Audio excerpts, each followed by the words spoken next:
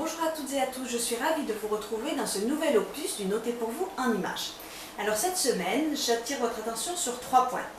Le premier point, c'est l'actualisation par l'autorité des marchés financiers de sa doctrine en matière de transposition de la directive Transparence.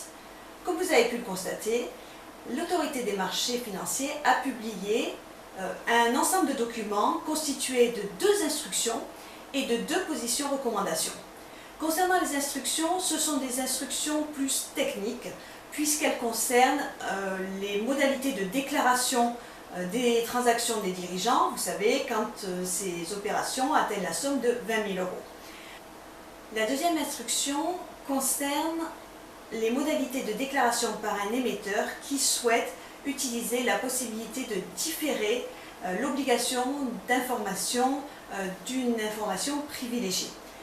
Concernant les 2 guides publiés par l'autorité des marchés financiers, ils sont référencés sous 2 numéros de position recommandation. En effet, l'autorité des marchés financiers va utiliser ces guides pour permettre dans ces documents de proposer quelques recommandations mais aussi quelques positions. Alors, le premier guide concerne l'information permanente, à savoir la communication par les émetteurs de tout ce qui est les informations privilégiées. L'autorité a choisi de faire un focus sur un point particulier qui est l'information relative au profit warning. Vous savez que c'est un point important puisque la commission des sanctions s'est à plusieurs reprises prononcée et a sanctionné des émetteurs sur ce point. Le deuxième point concerne la gestion des fenêtres négatives par les émetteurs, à savoir en amont de la publication d'une information financière. Là-dessus aussi, l'autorité des marchés financiers fait de nombreuses recommandations aux émetteurs pour assurer que cette gestion de ces fenêtres négatives soit faite dans la meilleure transparence pour le marché. Le deuxième guide concerne l'information périodique et va regrouper les obligations d'information, mais aussi les positions et recommandations de l'AMF et également les positions et recommandations de l'ESMA.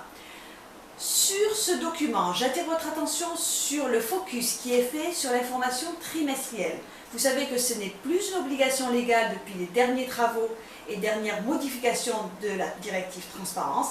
Néanmoins, certains émetteurs continuent à fournir cette information à leurs investisseurs et dans ce cadre-là, l'autorité des marchés financiers va faire plusieurs recommandations sur l'encadrement nécessaire à la fourniture d'une telle information. Mon deuxième point concerne l'union bancaire. En effet, la commission Econ du Parlement européen a publié cette semaine un projet de rapport annuel concernant l'évolution de cette union bancaire. Alors, le point sur lequel j'attire votre attention concerne notamment les interrogations posées par les eurodéputés sur la gestion des créances douteuses. Vous savez que c'est une question qui préoccupe également la Banque centrale européenne, puisque en septembre dernier, elle avait elle aussi publié une opinion sur ce point. La deuxième interrogation que soulèvent les eurodéputés concerne la comparabilité des actifs pondérés en fonction des risques. En effet, pour les eurodéputés, il est important d'assurer cette comparabilité, mais il est important également que les modifications qui pourraient être apportées n'engendrent pas d'importantes augmentations des exigences en fonds propres qui nuiraient à la capacité des banques à financer l'économie réelle. On peut donc considérer avec ces interrogations qu'une pierre est lancée dans le jardin du comité de Bâle, puisque ce dernier travaille actuellement à une réforme de cette méthodologie et de cette comptabilisation des actifs pondérés en fonction des risques, travail sur lequel l'ensemble de l'Union européenne est perplexe et considère comme ne devant pas aboutir à une réforme Bâle 4. Le deuxième sujet sur lequel les eurodéputés ont souhaité attirer l'attention, c'est en matière de résolution. En effet, pour l'ensemble des eurodéputés membres de la commission Econ, il est crucial d'harmoniser la hiérarchie des créances en matière d'insolvabilité des banques.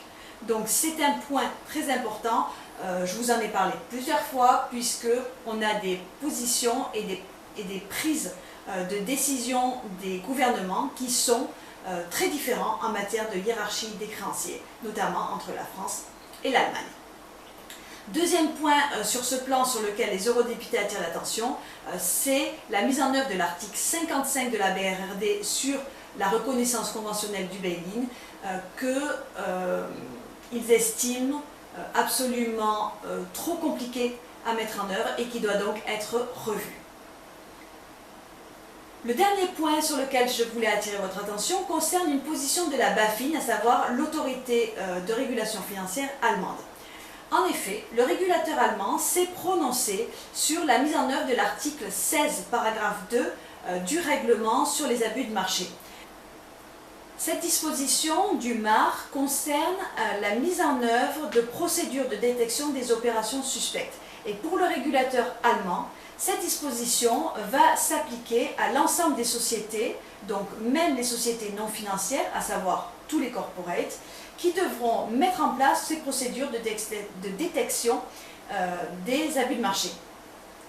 À partir du moment où ils vont mettre en place des opérations de couverture des risques de change. Alors c'est une position qui va bien au-delà de ce qui a été à ce jour explicité par l'ESMA dans son document de questions-réponses. Et c'est un point sur lequel l'autorité des marchés financiers ne s'est à ce jour pas prononcée. Il est néanmoins important pour nous de constater que nous ne connaissons pas les tenants et les aboutissants de l'espèce qui a amené la BaFin à se prononcer en ce sens. Voilà, les 3 points de cette semaine ont été exposés, j'espère qu'ils vous ont intéressé. Je vous souhaite de passer un excellent week-end et je vous dis à la semaine prochaine. Au revoir.